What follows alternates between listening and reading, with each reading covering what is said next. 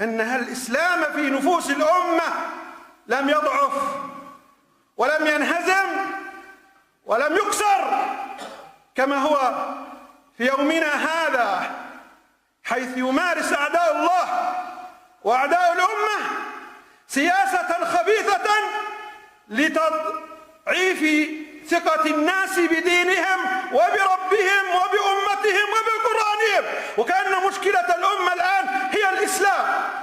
إذا نبذنا الإسلام وراء ظهورنا أصبحنا تقدميين، أصبحنا حضاريين، أصبحنا في مقدمة الأمم. هكذا يصورون لنا وللجيل، لأنهم يخططون وينفذون بروتوكولات حكماء الماسون وصهيون. أليس أمريكا الدولة العظمى في هذا العالم تمارس الإرهاب على الدول وعلى الشعوب وتستعبدهم؟ لماذا لا يشير إليها الإعلام العالمي والمحلي والإقليمي؟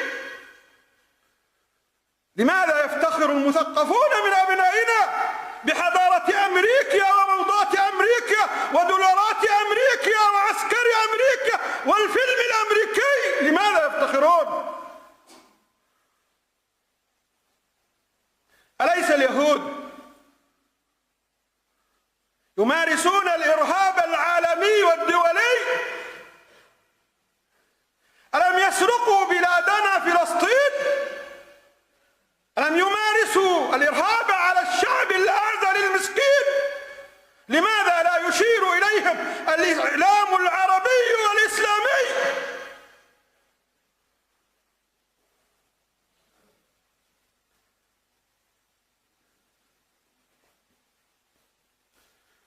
إخواني، فتنة الهرج عامة في البشرية عموما وفي المسلمين خصوصا، ولذلك حديث أبي هريرة قال: حتى يأتي على الناس زمان، على الناس كل الناس، لا يدري القاتل فيما قتل ولا المقتول فيما قتل.